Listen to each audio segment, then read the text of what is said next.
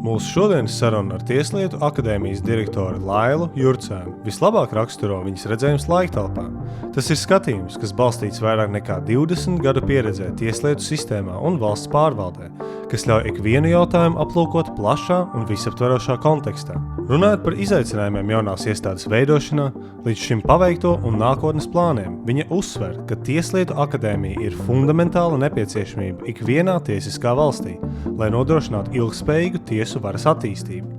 Tiesnešu darba efektivizācija, tostarp mērķtiecīga tehnoloģija ieviešana, viņas prāt, ir aplūkojams kā process, kurā profesionāļi satiekas domapmaiņā, veidojot kvalitatīvu un atbildīgu diskusiju, kurā tiesu varas dalībnieki pilnveidojas paši, vienlaikus palīdzot attīstīties visai tiesiskajai sistēmai. Mani sauc Mārtiņš Odobērs, un šis ir Jurista prāts – saruna ar Lailu Jurcēnu. Jurista prāts, 5. sērija, Tieslietu akadēmijas direktore Laila Jurcēna. Laila, liels paldies, ka piekritāt sarunai. Labdien! Prieks, Mārtiņ, jūs redzēt mājīgajās Tieslietu akadēmijas telpās. Telpas patiešām brīnišķīgas ir, liekas, viena no modernākajām izglītības iestādēm, kādā es esmu bijis līdz šim. Tā nav tāda īsta klasiska izglītības iestāde, te es drusku pielabošu, bet jā, tā ir vieta, kur cilvēkiem mācīties un attīstīties. Un ar nelielu tādu atskatu pagātnē, un atskatoties uz visu jūsu karjeru kopumā, jūs konsekventi ieņēmāt amatus valsts pamatstruktūrās, nevis, piemēram, privātpraksē. Un kas jūs tieši oriģināli piesaistīja valsts mehānismam, pašlaik tieslietu sistēmai, karjeras sākumā, un kas sekmēja jūsu neatlaidību jau vairāk kā 20 gadu garumā arī turpināt darboties šajā vidē? Es teiktu, ka droši vien sākotnēji jebkuram juristam, jebkuram profesionālim tā joma, kuru viņš izvēlas, kurā specializējas, ir zināmā mērā tomēr apstākļu sakritība. Un es teiktu tas lūzuma punkts droši vien bija brīdis, kad es sāku strādāt Satversmes tiesā, kad tas bija 2004. gadā, un tā sajūta vismaz pirmo gadu, kad es strādāju katru rītu, kad es vēru Satversmes tiesas vārtiņus, man likās, ak Dievs, ko es tik labu dzīvē esmu izdarījusi, kad es varu strādāt šeit. Bija tiešām absolūts gandarījums, prieks par darba saturu, par darba vidi, par cilvēkiem apkārt, un tas ievelk. Un es teiktu, ka Satversmes tiesa tā ir tā vieta, kur tu redzi ļoti labi valsti, tu redzi valsti no iekšienes, tu redzi tā kā drusku arī no malas, tu redzi visus 3 varas atzarus, tu strādā ar tiešām augstas raudzes profesionāļiem, juristiem, un tu vienkārši, tu tajā ievelcies iekšā, un tev tas patīk, un tev vienkārši gribas to darīt. Un tā droši vien, tā es arī no tā neesmu atgājusi, un šobrīd jau, kad tik ilgi nostrādāts dažādās valsts institūcijās, tu tiešām gribi darīt to darbu, tu redzēsi tā, ko tu vari izdarīt valstī, un tas ir milzīgs gandarījums, jā. Un pirms tam jūs bijāt arī valsts prezidenta kancelējas vadītāja vietniece, un šīs amats, ja pareizi saprotu, tas ietver pilnīgu atbildību par valsts augstākās amatpersonas juridisko atbalstu nodrošināšanu. Un kādi bija tie unikālie izaicinājumi tieši šajā amatā, kas pastāv tas tiesību, politikas, publiskās pārvaldes krustpunkts, kāda bija šī pieredze? Tā tiešām ir unikāla pieredze un vienreizēja pieredze, un strādāju prezidenta Levita komandā, un es strādāju ar fantastiskiem cilvēkiem, ar izciliem profesionāļiem. Es biju kancelējas vadītāja vietniece, kancelēju vadīja Teikmaņa kungs. Šī, manuprāt, tā mūsu sadarbība arī bija ļoti noderīga. Es ļoti daudz ko mācījos arī no Teikmaņa kunga, tieši kā vadīt iestādi, kā vadīt institūciju. Es vēl aizvien strādājot un sadarbojoties un savā darbā, pa brīdim pieminu, ka man ir Teikmaņa skola, piemēram, tanī brīdī, kad tiek risināti dažādi budžeta jautājumi. Es vienmēr saku, es izmantoju Teikmaņa skolu ar valsts budžetu kā ar savu maciņu. Domāju par katru santīmu. Tā kā tas višķi man ir folklorizējies. Bet atgriežoties pie stāsti par darbu valsts prezidenta kancelējā, jā, tas ir 4 gadu garumā intensīvs darbs, administratīvs darbs. Es drusku jūs piekoriģēšu, man nebija tāds tīri juridisks darbs, jo prezidentam ir padomnieki juridiskos jautājumos. Protams, man ir, teiksim, savas kompetences ietvaros, es tāpat pieslēdzos arī kaut kādiem juridiskiem jautājumiem. Man bija citas jomas, nozares, par kurām es atbildēju, bet, protams, pamatā tas ir administratīvs darbs. Jā, noderīgi, valstī daudz ko var izdarīt, bet, jā, tāda unikāla pieredze. Kas būtu tādas centrālās atziņas par varas dalīšanas principu Latvijā, Latvijas praksē, un ko iespējams varbūt nebūtu no malas cilvēkam, kas nav bijis šādos dažādos amatos, iespējams saskatīt, un, teiksim, viņi strādā tikai vienā no tām, vai, teiksim, skatoties no malas, kas būtu tādas atziņas, kas no šī laika perioda veidojas, kas būtu tādas unikālas no šīs pieredzes? Es teiktu, unikālais ir tas, ko ir devis darbs šajās divās institūcijās, ir tas plašais skatījums uz lietām, ka tu redzi lietas laika telpā, tu redzi uz priekšu un tu redzi plašumā, un tā ir tāda unikāla pieredze, jo es teiktu, tas ir tas trūkums kopumā, saskaroties ar daudziem valsts iestāžu darbiniekiem. Tu redzi, ja viņi strādājuši šauri vienā jomā, tad viņi redz tikai to savu jautājumu, un viņiem grūti ir paskatīties no malas to jautājumu kopējā kontekstā. Bet tas, kas ir svarīgi, katru jautājumu redzēt kopējā kontekstā, tas arī tiesnesim katru lietu izskatot ir jāredz viņa kopējā kontekstā, jo principā viņš ietekmē visu valsti, arī jebkādas citas darbības. Un tā ir tā unikālā mana pieredze, ko es esmu guvusi, strādājot Satversmes tiesā ar vairākiem priekšsēdētājiem. Dažāds tas darbs ir bijis, bet ar katru tā pieredze ir bijusi ļoti noderīga. Un strādājot ar prezidentu Levitu, tur tie iegūmi ļoti daudz, un šajā sakarā es vēl īpaši gribētu uzsvērt to, ka prezidents Levits savā darbības laikā arī īpaši virzīja un atbalstīja domu par Tieslietu akadēmijas izveidi, jo viņš, balstoties uz savu iepriekšējo pieredzi, viņš ir bijis arī tiesnesis, viņš ar savu skatījumu uz to, cik nozīmīgi ir tiesiskā valstī dzīvot, viņš ļoti labi saprata to, kāda nozīme ir šai iestādei un institūcijai un tiesnešu un tiesvaras kompetencei. Perfekts ievads arī turpinājumam. Šodien mēs esam Tieslietu akadēmijā, kas tikko atvēra durvis. Un līdz ar ko arī būtu jautājums, tad kas bija šie konkrētie trūkumi, nepilnības esošajā tiesnešu, prokuroru, izmeklētāju izglītības sistēmā un principos, kas noveda sākotnēji pie idejas par Tieslietu akadēmiju un jau šodien pie pilnvērtīgas jaunas iestādes? Jā, es droši vien atgrieztos pie tā, ka daudzi teiks, un es viņiem varu piekrist, ka tas ir nepopulāri veidot jaunu iestādi šodien. Tas ir ļoti nepopulāri, bet iestāde ir izveidota no 1. janvāra tā jau darbojas, bet uz jautājumu, kāpēc tā iestāde ir veidota, es atbildu ar pretjautājumu, kāpēc tā iestāde vēl nebija izveidota līdz šim, jo tāda ir tiesiskā valstī vienkārši fundamentāli svarīga. Līdz šim darbojās Tiesnešu mācību centrs, tā ir nevalstiska organizācija, darbojās ļoti labi, bet darbojas tajā ietvarā, ko viņas, tajā savā statusā var izdarīt, savā statusā par valsts piešķirtajiem līdzekļiem.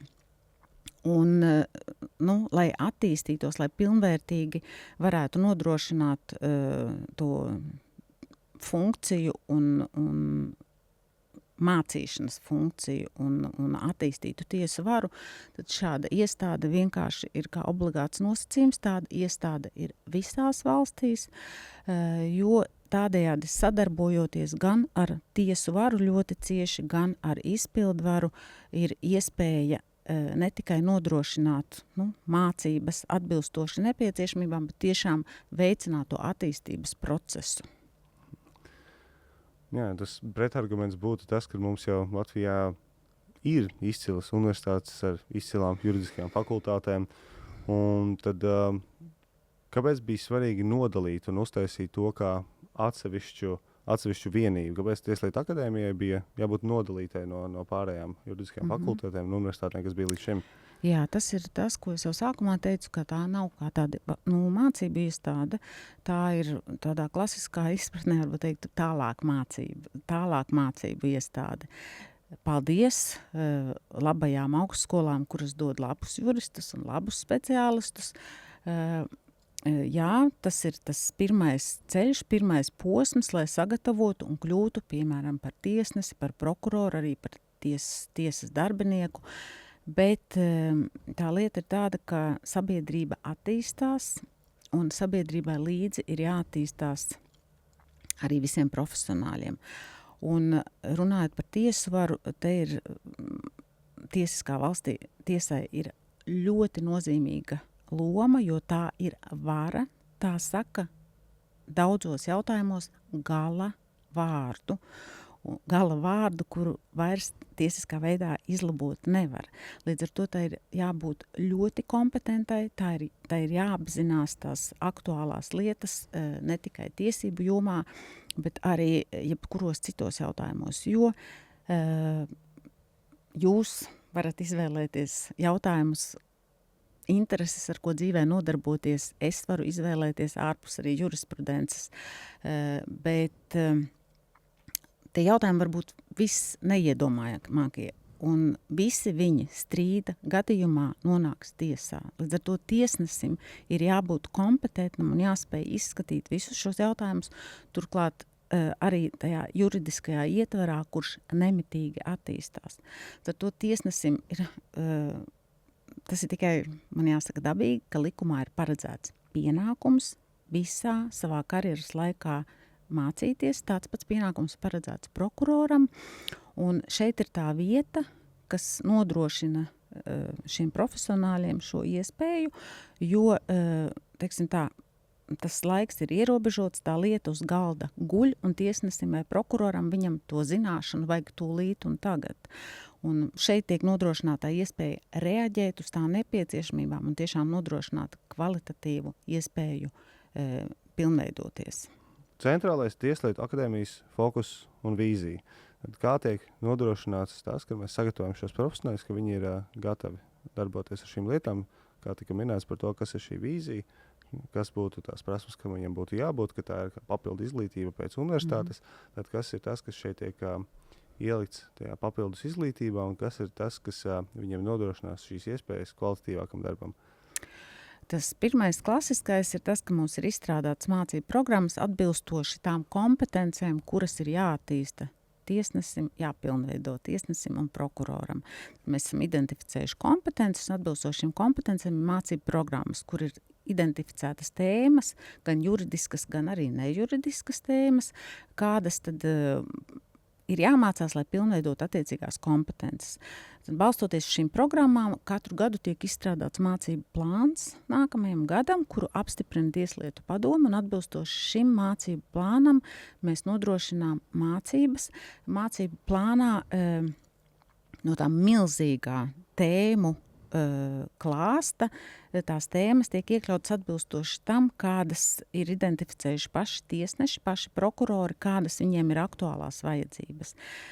Mēs arī aptaujājam tiesnešu pašpārvaldes institūcijas, Tieslietu ministrijas sniedz informāciju, mēs paši veicam izpēti par to, kādi ir aktuālākie likuma grozījumi, kur varētu būt kaut kādi jaunumi, kur nepieciešams papildu zināšanas. Tā mēs veidojam to plānu, bet plāns ir ļoti elastīgs, mēs reaģējam uz dažādām vajadzībām, piemēram, šogad gada sākumā mums ministri uzrakstīja vēstuli, ka viņas prāt svarīgi būtu nodrošināt mācības par šā brīža drošības kontekstu, jo, kā jau es teicu, katra lieta ir jāizskata kontekstā, jo tā ietekmē visu valsti, visu sabiedrību un reizēm pat plašāk ārpus valsts robežām.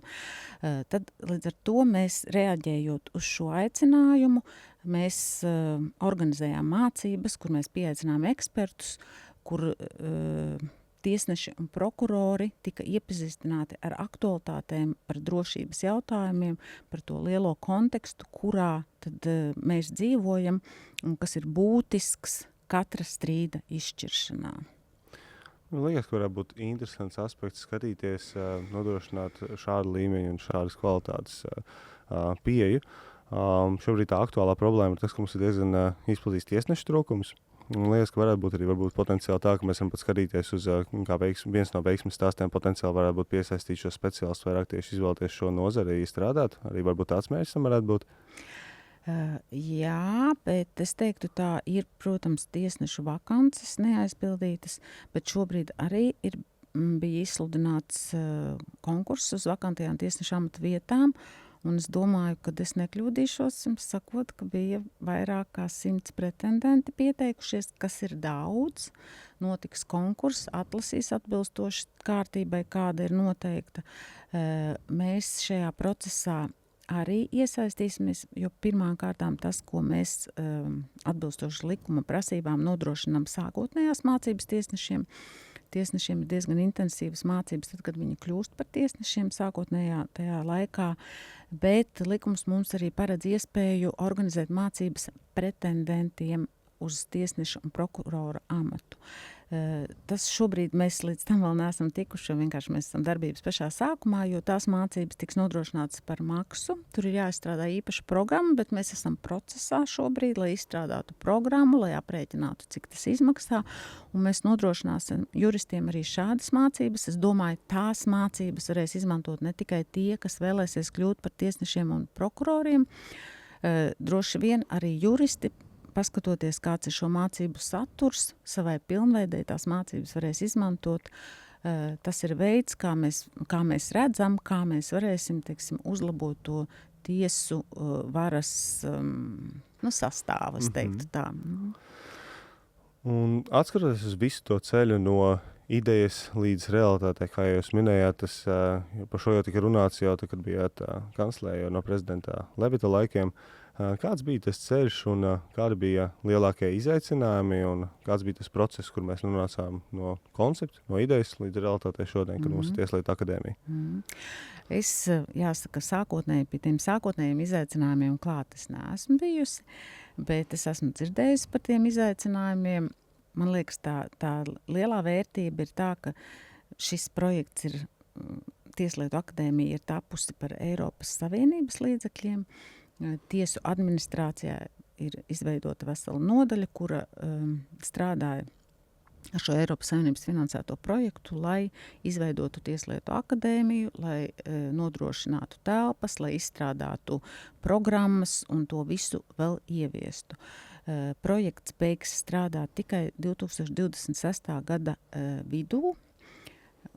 Tas būs brīdis, kad akadēmija tā klasiski sāks strādāt uz pilnu slodzi, jo šobrīd mēs esam tikai daži darbinieki un to savu funkciju īstenojam ļoti ciešā sadarbībā ar tiesu administrācijas šo projektu departamentu, proti projektu cilvēkiem. Tā kā mēs tādā interesantā modelī strādājam. Bet, es teiktu tā, tas ceļš bija tāds ideja, kas droši vien jau bija sen, tad bija jāroda finansējums, iespējami efektīvākais modelis attiecīgi. Tā brīža ministrs Bordāna kungs strādāja pie tā, lai piesaistītu Eiropas Savienības finansējumu, un tad, protams, bija liels darbs pie tā, kādu veidot šo iestādi, jo tās iespējas, tie modeļi ir dažādi. Lielākoties, un tas princips ir tāds, ka šī iestāde ir integrēta tiesu varā, jo svarīgi ir, lai tā iestāde ir neatkarīga no izpildvaras, lai nebūtu tā, ka, piemēram, mainās politiskie uzstādījumi un tad varētu ietekmēt to, ko dara Tieslietu akadēmija. Es teiktu, ka šā brīža Tieslietu ministres, es teiktu, tādā kompetentā vadībā ir rasts ļoti labs, manuprāt, modelis. Tieslietu akadēmijai mums ir institucionālā uzraudzība no ministrijas puses un funkcionālā no tiesu varas, proti no Tieslietu padomes puses. Tad nonāca līdz šim modelim, tad veidoja un izstrādāja likuma projektu, paralēli jau nodrošinot mācības un veidojot to saturu un strādājot pie programmām, tā kā soli pa solim virzījās līdz tam, lai pagājušā gada oktobrī pieņemtu likumu.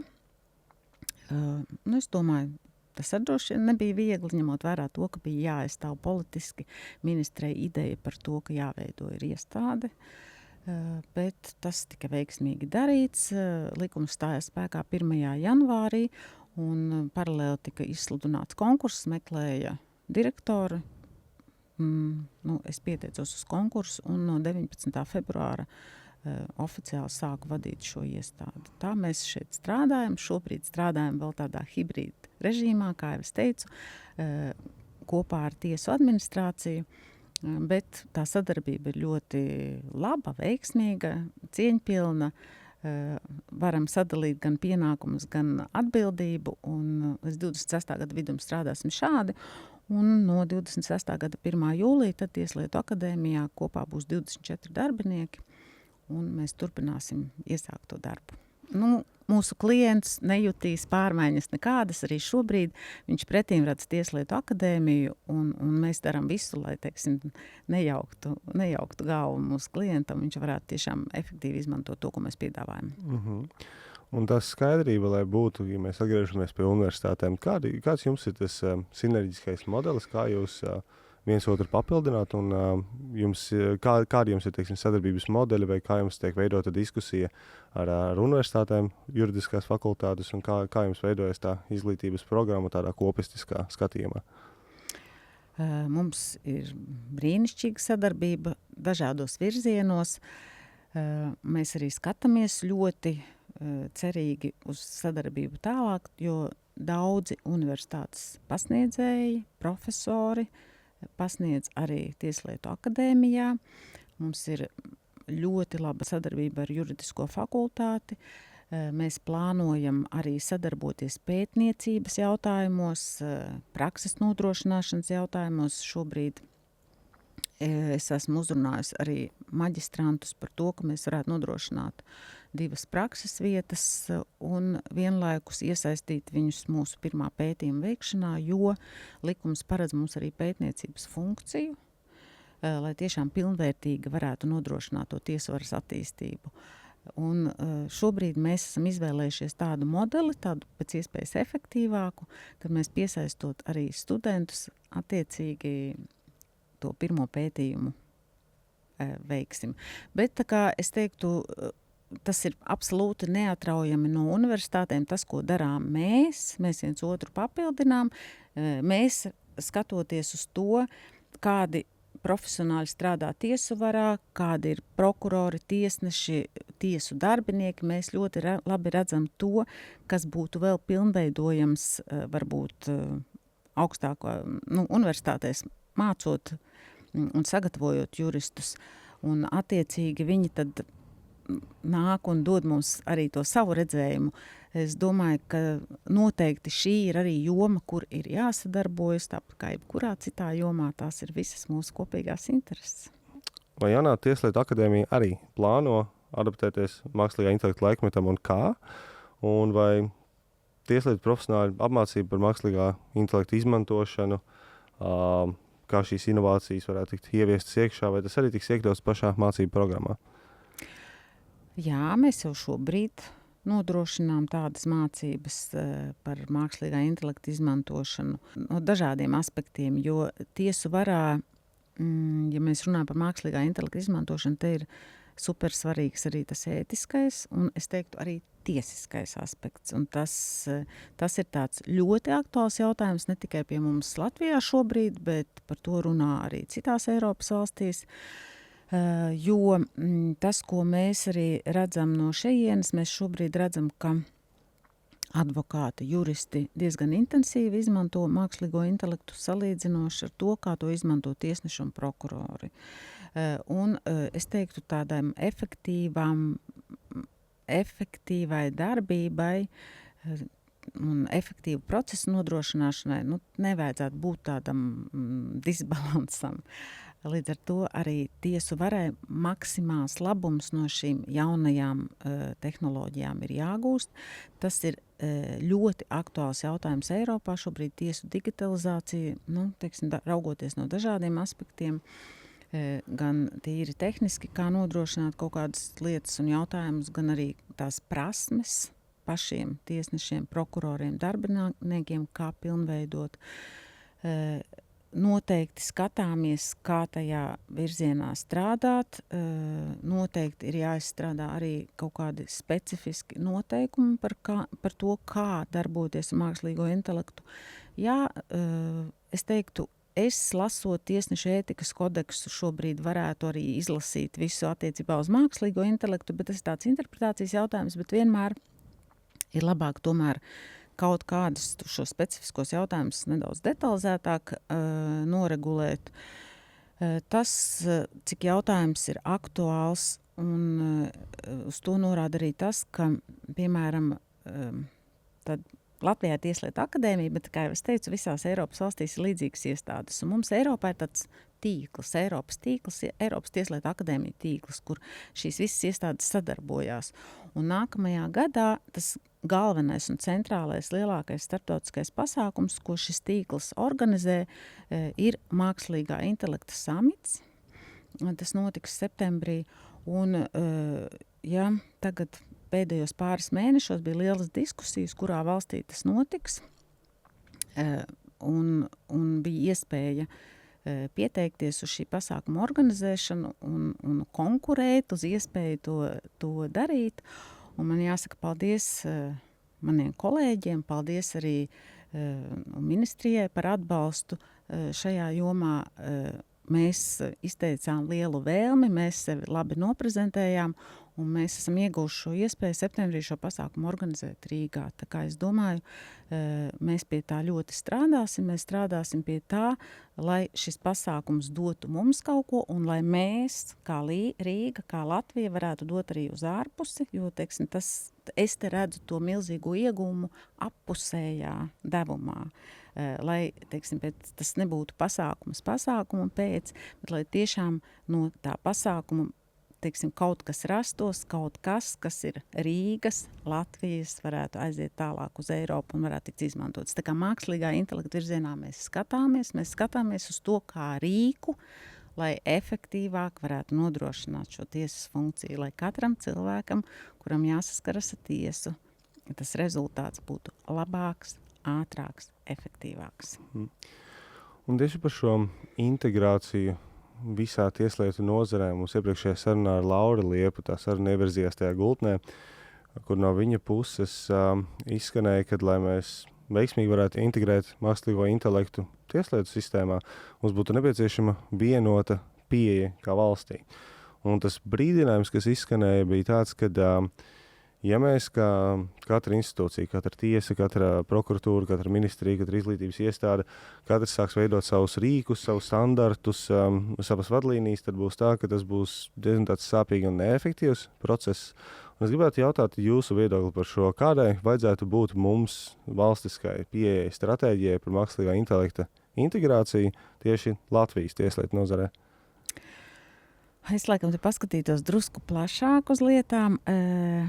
Es vienmēr esmu runājis arī par to, ka katrai iestādē ir, piemēram, jāizstrādā savi iekšējie noteikumi. Tad katrai iestādē ir cilvēks, kurš viņus izstrādā. Tie, es teiktu, visi ir tuvu copy-paste, kā mēs sakam, vienādi. Man liekas, tas ir absolūti neefektīvi izmantots resurss. Tam visam būtu jābūt centralizēti visās valsts iestādēs. Tāpat ir arī ar dažādiem savādākiem jautājumiem un arī ar jautājumiem tiesu varā. Arī jautājumi tiesu varā ir jārisina centralizēti. Nu, nevar būt tā, ka vienus un tos pašus jautājumus risina dažādās vietās dažādi. Tātad identificē, es teiktu, horizontāli tos jautājumus, kas jārisina un kopā visā tiesu varā risina. Līdz ar to es teiktu, mākslīgā intelekta jautājums neatšķiras ne ar ko no citiem jautājumiem. Tas ir jārisina kopā visā sistēmā. To noteikti nevar risināt atsevišķi. Jā, es saprotu, no kurienes rodas šī bāža un šis jautājums.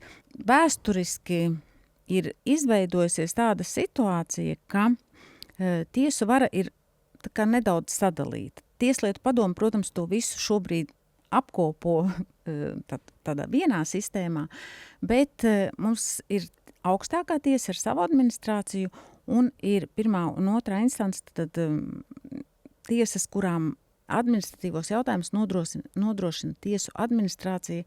Es tagad varbūt pārāk sarežģīti to visu stāstu, bet, var sakot, tas ir vēsturiski izveidojies tā, ka šis viens konstitucionāls orgāns tiesa ir drusku tā kā sadalījies. Tiek darīts viss, lai, protams, daudzi jautājumi tikstu skatīti kompleksi un neatdalīti, bet tomēr vēl aizvien vēsturiski ir iegājies tā, ka kaut kādus jautājumus risina atsevišķi. Es domāju, ka tas ir tikai laika jautājums, ka ar laiku mēs noteikti skatīsimies uz visu sistēmu kā uz vienotu, un tas viss tiks sakārtots. Un tāpēc, jā, jūsu jautājums bija vietā, un tā baža arī ir vietā, kad kaut kādus jautājumus risina vienā vietā, kaut kādus otrā. Nē, mums ir jādara viss, lai tos risinātu kompleksi, un es teiktu tā, ka Tieslietu akadēmija ir kā tāds rīks, sistēmai iedots, tiesu varai iedots jauns rīks, ar kuru darboties, kuru izmantot, lai uzlabotu kvalitāti, un te ir tā iespēja paskatīties uz tām lietām vēlreiz no malas un kārtot viņas tā, kā tas ir jākārto. Un pēc es vienmēr saku, Tieslietu akadēmija ir kā tāda platforma, kur nāk kopā visiem, ministrijai, tiesu varai, tiesām, prokuratūrai, un kopā runāt par jautājumiem, par visiem jautājumiem, un arī par mākslīgā intelekta jautājumu. Tāpēc man arī liekas, ka ir perfektais cilvēks perfektajā amatā, jo tieši man nākot iekšā šajā vidē tā sadrumstalotība likās tāds interesantais aspekts, un ir ļoti reti, kur ir cilvēks ar to plašo redzējumu, kad jūsu pieredzē jūs esat bijuši dažādās šajās pozīcijās, līdz ar to jums tas kopskats ir izveidojies, un jūs varat kopistiski uz visu to pastīties kopā. Tāpēc arī tas jautājums, man liekas, bija ļoti interesanti tieši no jūsu puses dzirdēt, kāds ir tas redzējums. Un sekojošs jautājums arī būtu, kam tad būtu jāuzņemās atbildība par, teiksim, šādas stratēģijas integrēšanu un ieviešanu, un vai tas būtu kāds no tajiem varas orgāniem, vai tas arī varētu būt kāds spēlētājs, kas ienāk iekšā ar iniciatīvu, kas varētu būt no privātā tirgus, kā šo stratēģiju varētu veidot? Es teiktu tā, tos lielos uzstādījumu stratēģiju tiesu varā ir jāveido un veido Tieslietu padomi. Un es tā arī redzu, tā tas noteikti arī notiks un tiks risināts. Vienkārši tepat nav jautājums, kuru funkciju nodrošina privātais vai valsts, un vai tas ir tikai tiesu varā vai vispār attiecībā uz jebkuru varu. Ir jārod labākais, ērtākais, efektīvākais risinājums. Un mēs zinām, priekšrocības ir vienam, un priekšrocības ir otram, un trūkumi ir vienam, un trūkumi ir otram. Un te ir jānāk kopā visiem šiem spēlētājiem. Es teiktu, jā, es esmu gatava Tieslietu akadēmijā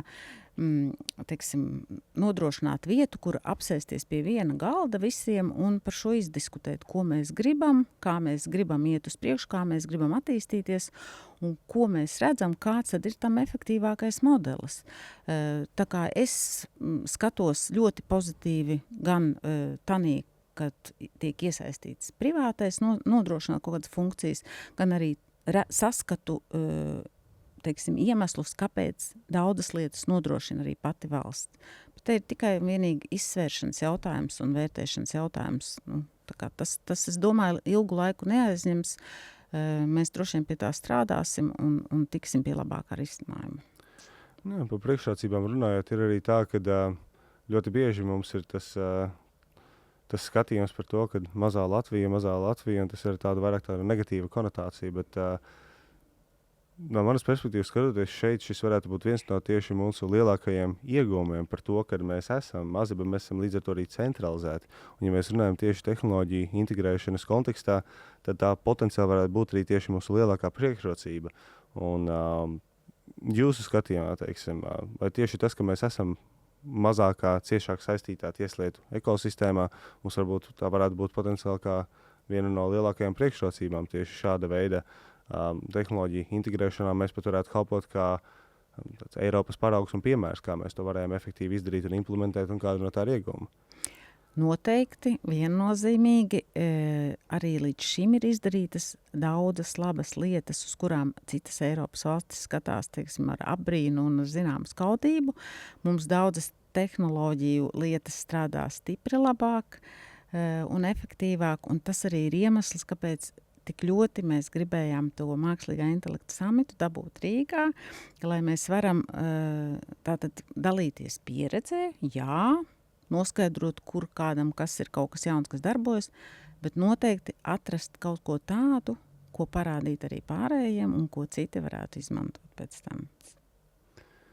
Jūsu pieredzē, tikpat cik mēs arī organizēsim šo samitu par mākslīgo intelektu, kas būtu tādi fundamentālākie iegūmi, riski, ko jūs saskarāt ar mākslīgo intelektu nākotnē un līdzšinējā pieredzē, kas, jūsuprāt, varētu būt tas, kas varētu būt tāds lielākais pārmaiņu punkts, ko šīs tehnoloģijas varētu ieviest vispār kopistiski tieslietās kā nozarē kā tādā?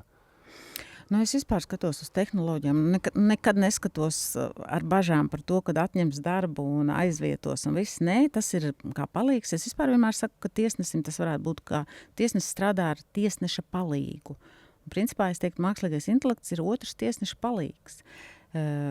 Vienkārši ir pareizi jāizmanto tas resurss, ko dod šis tehniskais palīgs, jo arī tiesneša palīgs, kas ir cilvēks, viņš nodrošina atbalstu, bet par rezultātu jau atbild pats tiesnesis.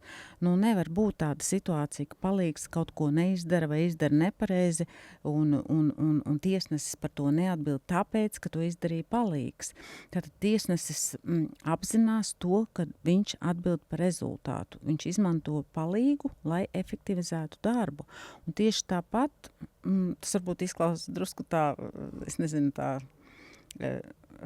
necienīgi pret palīgu, bet es noteikti tā negribu teikt. Šajā gadījumā vienkārši es to analoģiju izmantoju, lai saprastu, kā izmantot to mākslīgo intelektu darbā. Tas ir kā palīgs, lai efektivizētu darbu. Un es teiktu, tas laika ieguvums ir milzīgs. Es pati izmantoju dažādos veidos, bet tā ir mana atbildība, ka es strādāju tomēr ar pirmavotu.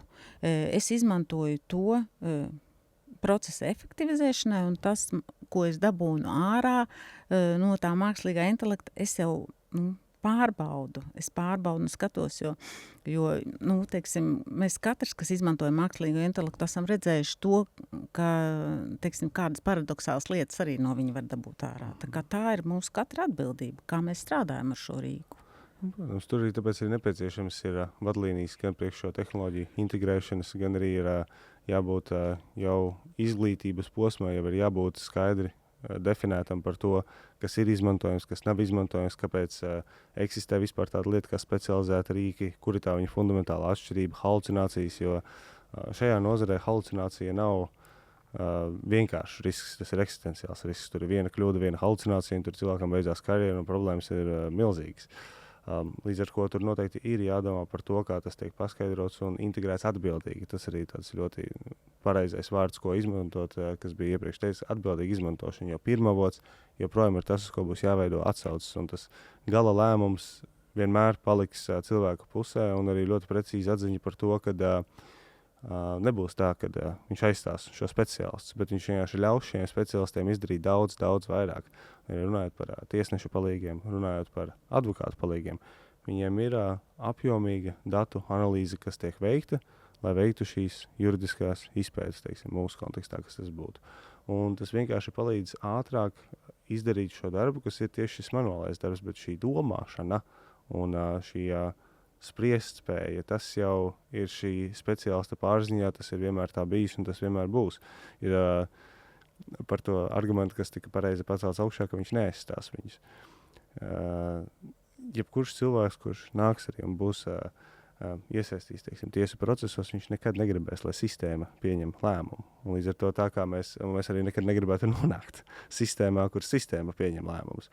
Un līdz ar to, tā kā šis galavārds vienmēr būs speciālista rokās, līdz ar to arī viss šī izpēta, šie rezultāti un viss tas, ko mākslīgais intelekts kā tehnoloģija sniegs no manas puses skatoties tieši tieslietu nozarē, tas būs vienkārši efektīvāk šo darbu pildīšana un ar potenciāli augstu pievienoto vērtību par to, ka būs izskatīti vairāk avoti, būs ņemt vērā plašāka informācija, bet viņš nedarīs secinājumus. Viņš vienkārši noliks priekšā to informāciju, ar kuru strādāt un kas palīdzēs efektīvāk pieņemt šos lēmumus. Nevis, ka viņš mēģinās aizstāt spriestspēju un pats arī nonākt pie risinājumiem. Jo tur man liekas, ka mēs braucam ļoti nepareizās sliedēs, ja tur tiek domāts un sāk tikt spriest par to, kā tiktu ņemti lēmumi vai to, kā viņš varētu izdarīt gala rezultātu. Jo tas pēdējais solis, kurā gadījumā ir jāpieņem speciālistam, un tāpēc arī mums ir visas šīs brīnišķīgās gan mācību iestādes, gan arī gan universitātes, juridiskās fakultātes pieredze, eksāmeni. Tas ir ļoti, ļoti liels darbs, un tas netiks aizstāts. Jā, es teiktu, te jāņem vērā ir divas lietas. Pirmkārtām tas, ka tiesnesis savu funkciju pilda radoši. Tad interpretācija ir radošs process, un mākslīgais intelekts strādā ar to, kas ir tiesnesis rada. Un mainās arī judikatūra, jo mainās sabiedrība, mainās vide, mainās konteksts. Un mēs ļoti labi šodienas apstākļos redzam, kad jau daudzus gadus Ukrainā notiek šis karš. Mēs ļoti labi redzam, kā ir mainījusies mūsu izpratne par lietām un pamatoti mainījusies, kā mēs daudzus jautājumus vērtējam pilnīgi savādāk šajā kontekstā. Tā kā tas ir tikai šobrīd cilvēka ziņā izvērtēt šo objektīvi un tiesiski, bet datu ieguvēji, apstrādēji un procesa efektivizēšanai mākslīgais intelekts vienkārši brīnišķīgs rīks. Tā tehnoloģija, kā viņa attīstījies, un liekas, kas būtu pareizais veids, par kā to domāt, ir, ja mēs skatāmies, teiksim, uz 3 posmiem, mums būtu viens, kur mums būtu vienkārši mapīte ar dokumentiem iekšā. Un tā mūsu pirmā un vienīgā meklēšanas funkcija, mēs meklējam pēc atslēgas vārdiem, ierakstam kaut ko konkrētu, atrodam kaut ko konkrētu dokumentā. Nebija tā, ka mēs nonācām līdz meklēšanas pārlūkiem 2000. Gada sākumā Google. Mēs ierakstam iekšā, ko mēs meklējam, bet viņš nemeklēs tikai precīzu vārds vārdā to frāzi, bet viņš atradīs avotus, un kur būs izvērtēti vairāki faktori, pēc kā viņš identificēs, kurš avots būtu atbilstošāks. Un tad mēs nonācām līdz mākslīgajam intelektam, kurš arī iedod atbildi. Bet fundamentāli pamatā mākslīgajam intelektam joprojām ir milzīgs datu apjoms, ar kur viņš strādā, viņš analizē. Jā, viņš ir nonāk pie secinājumiem. Jā, mēs arī dzirdam par to, kā viņš, teiksim, atrod jaunu ārstniecību slimībai. Bet joprojām fundamentāli, kā viņš nonāca pie šiem secinājumiem, ir šie pirmavoti, kas viņam tikai ielikt iekšā, no kā viņš varēja veidot šos secinājumus. Un šobrīd viņš vienkārši tā atbildi var ģenerēt. Un arī tieslietu sistēmā un visā tiesību zinātņu nozarē kā tādā. Tas būs rīks, kas vienkārši palīdzēs efektīvāk iet cauri ļoti lielam datu apjomam un palīdzēs iedot virzienu secinājumiem, bet šos secinājumus joprojām veiks šis speciālists. Tas būs vienkārši tas veids, kā tieši tas izpētes posms ar lielu datu apjomu un tiesu prakses caurskatāmības uzlabošanas jautājumos, vai tas būtu arī, teiksim, par likumisko bāzi skatīties cauri, vienkārši palīdzēs to visu darīt daudz efektīvāk.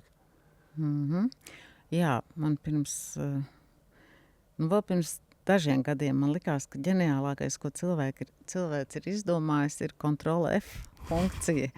Jo man likās, ak Dievs, kā es iekonomēju laiku, man likās, ja kādreiz man būtu, piemēram, 1000 lapušu grāmatā jāatrod viens teikums, es iet uz biblioteku, es lasītu, mēģinātu skriet pa diagonāli cauri, un es apmēram parēķinu, cik tas man aizņemtu laiku, un tad es, teiksim, atrodu to grāmatu digitalizētu un nospiežu šo 2 taustiņu kombināciju un dabūnu to, teiksim, sekundžu laikā. Man likās, tas nozīmē, ka uz šī rēķina es 3 dienas varētu atpūsties, vismaz 3 dienas. Bet, es teiktu tā, tas nākamais solis, protams, to lecienu, ko dara mākslīgais intelekts, ir atkal tāds milzīgs solis. Tomēr ir kaut kas atkal jauns un labāks izdomāts. Jā, mums vienkārši ir atbildīgi tas viss jāizmanto. No jūsu perspektīvas, mēs kā paskatāmies ar skatu nākotnē, par mākslīgo intelektu un ko viņš var izdarīt. Mēram tā saprašana ir, ko viņš var veikt. Kā jums liekas, cik tālu mēs varētu iet mākslīgā intelekta integrēšanā tieši tieslietās, un ja mēs runājam, teiksim, par tiesneša profesiju, kas būtu tās funkcijas, ko viņš jau varētu pildīt, teiksim, 5 gadu nākotnē? Es noteikti neskatītos 5 gadu nākotnē, jo, ja man kāds paprasītu pirms 2-3 gadiem paskatīties 5 gadu nākotnē, es saprotu, ka es noteikti neredzētu neko to, kas notiek šobrīd. Un starp citu, tad, kad mēs runājam par to nākamā gada to samitu, nākamā gada pasākumu, tad tas bija pirmais, ko es teicu, par saturu nerunājam šodien, jo mēs esam vēl tik tālu no nākamā gada septembra, kad par saturu vēl būs izmaiņas. Tā kā, to es noteikti negribu šobrīd minēt, bet es teiktu, ka, šobrīd jau ir, kur pilnveidoties, kur attīstīties un kā uzlabot darbu, izmantojot mākslīgo intelektu. Jūs esat veltījusi tev visu savu karjeru Latvijas tieslietu institūciju stiprināšanai no iekšienes. Un šajā kontekstā mēs paskatāmies ar skatu nākotnē. Un, ja jūs raudzīsieties uz savu paveikto darbu ar Tieslietu akadēmijas dalību, Tieslietu akadēmijas izveidē, kā pirmā direktora, kādu jūs cerat atstāt tādu paliekošo ieguldījumu Latvijas tieslietu sistēmā?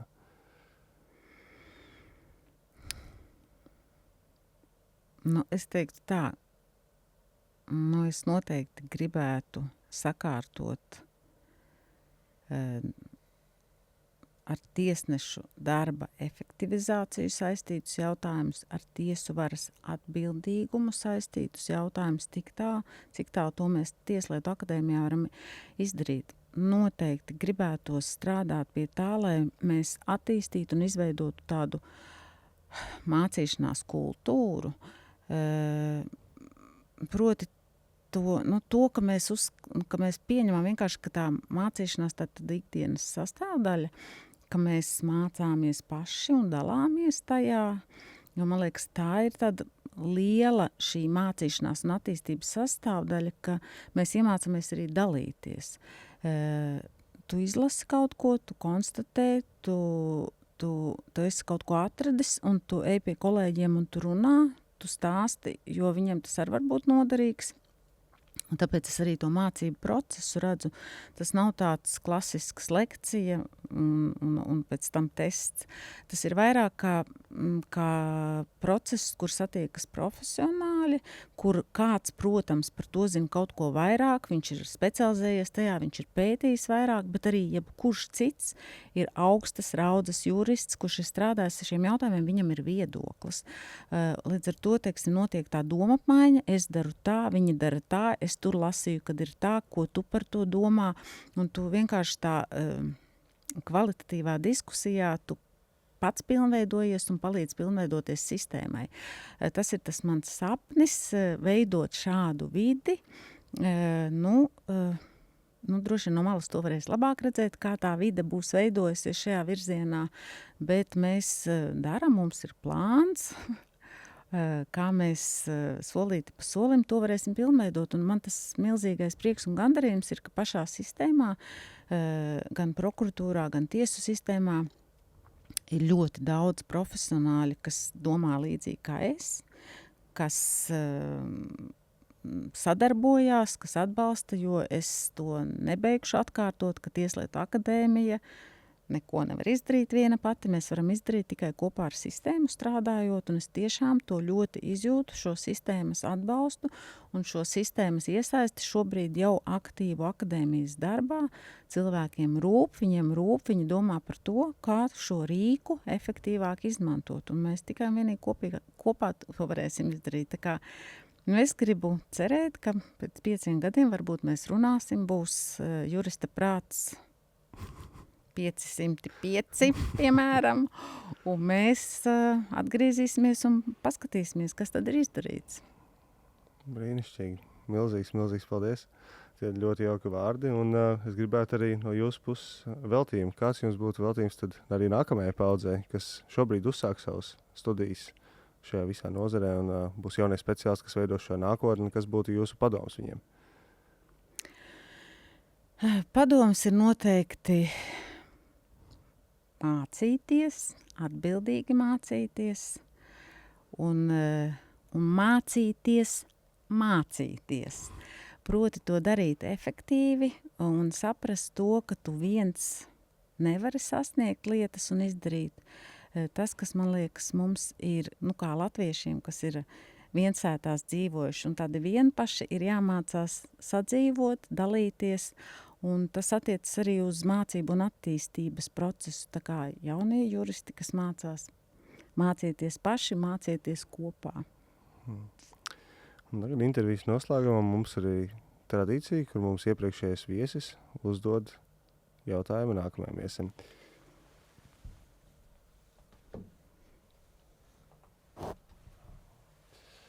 Jums būs jautājums no konkurences padomes jaunās priekšsēdētājas Ievas Šmitas.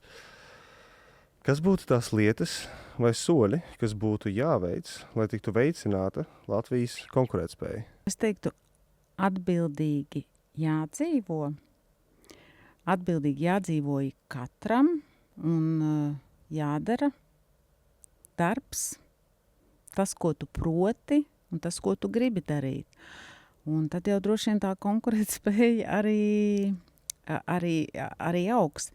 Es droši vien gribu skatīties ne tikai uz valsts sektoru, bet arī uz privāto, uz sadarbību valsts sektoram un privātajam. Un noteikti uz tās izpratnes veidošanu, ka mēs, valsts sektors, dzīvojam tik labi, cik labi to darbu var nodrošināt privātais sektors, jo, teiksim, mēs zināmā mērā dzīvojam uz tās naudas, ko viņi nopelna. Tajā pat laikā arī privātam sektoram ir jārēķinās ar to, ka viņi attīstīties varēs tik veiksmīgi, cik veiksmīgu vidi nodrošinās valsts sektors. Tā kā sadarbojamies arī šajā virzienā.